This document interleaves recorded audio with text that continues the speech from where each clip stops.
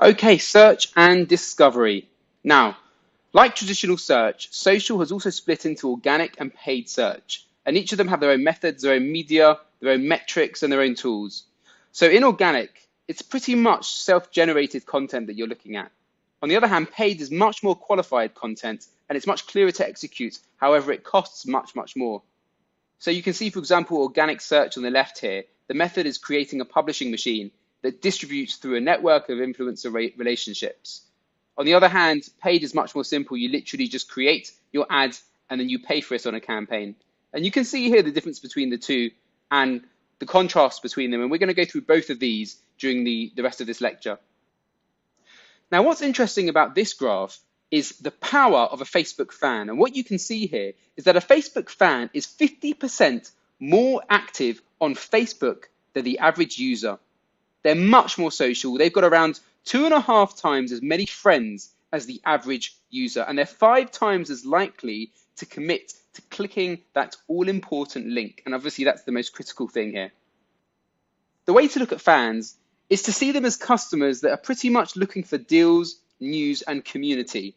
What you can see here is that there's a direct correlation between customers and fans. 84% of existing customers are actually fans as well.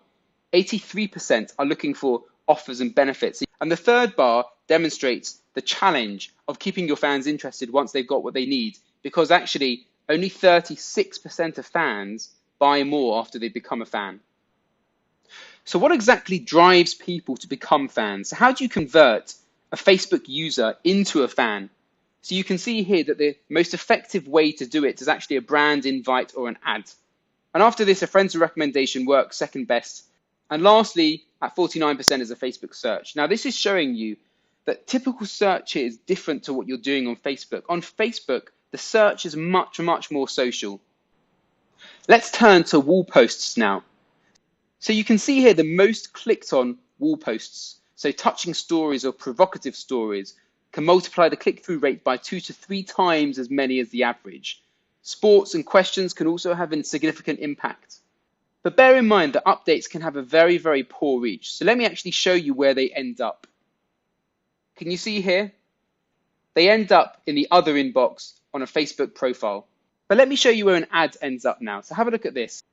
What you can see here is that an ad is a much more effective way of reaching your users. It's really going to get in front of their face. They're going to have FaceTime with an ad in a way in which they will not have with an update.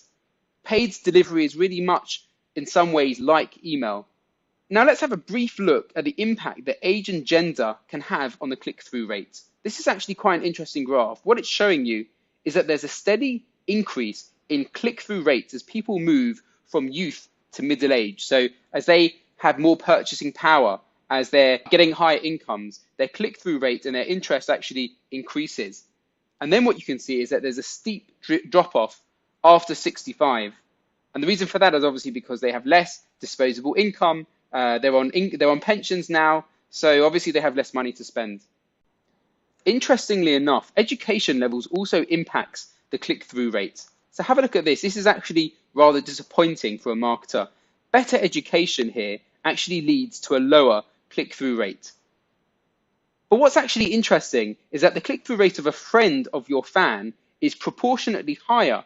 So this is where you really want to be focusing your energies. You want to see who your fans are and then understand their friends and perhaps try and invite your fans' friends to come and become fans as well. Now, this data is something you probably expect me to show and you probably would have thought of before I was actually showing it to you. What you can see here is that actually a Facebook fan is 7 times more likely to click through at 0.35% of the average click-through of ads to fans. If they're not a fan, then the average click-through rate of an ad is 0.5%. So how do we optimize Facebook for search? So here are a couple of conditions that you should take into consideration. The first one is make engagement and fan-base growth your priority. You can see why based on the data that we've shown here. You need to improve your SERP rank by growing page level likes as well as the number of people talking about this page, i.e. the number of people interacting with and talking about your page on their timelines. Don't forget about your timeline. 60% of the time, Google's pulling information from a brand in their about section, and only 16% of the time It's pulling the meta description from the page's timelines, but that's also important. So make sure that your timelines are always being filled out, as well as your about section. So let's head back to our notebook now. Okay, key teaching, the elements of search and discovery. Key takeaway, homing into your audience and knowing them intimately is key. And key instruction, acquire fans, grow your likes, and repeat.